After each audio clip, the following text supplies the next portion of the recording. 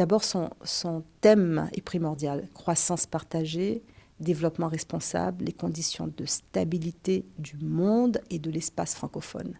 Dès lors que l'on dit ça, l'on dit quoi? L'importance, lorsque l'on parle croissance et lorsque l'on parle développement, que l'on ait une approche plus inclusive, donc je dirais aussi des jeunes et des femmes, sachant très bien que toutes les études le prouvent.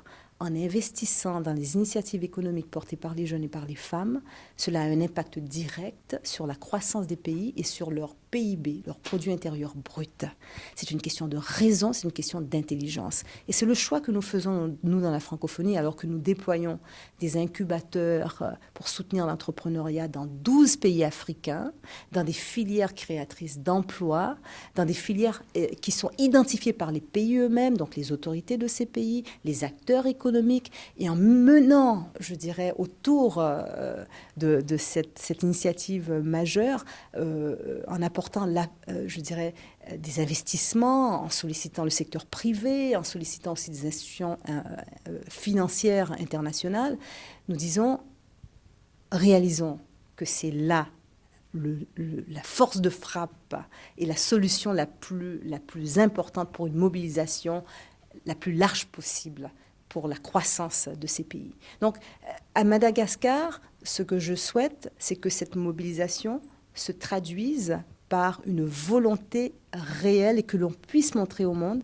que cela est possible et ce que l'on peut accomplir dès lors que l'on rassemble nos efforts. Donc je suis impatiente de voir tous ces chefs d'État et de gouvernement réunis à Madagascar. Madagascar qui, en quelque sorte, a besoin aussi de ce coup de projecteur.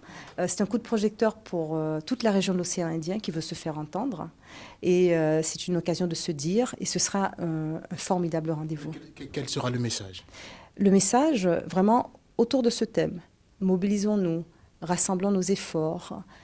Bien sûr, la question sécuritaire va se poser parce qu'il n'y a pas de développement, il n'y a pas de croissance possible sans sécurité. Mais en même temps, il faut, vous savez, c'est aussi un cycle. Il faut du développement aussi pour désamorcer ces situations qui essaient finalement de profiter de tous les facteurs de précarité et je dirais de pauvreté extrême pour occuper le terrain. Donc, je pense que ce sera très important que les pays répondent avec force et avec détermination.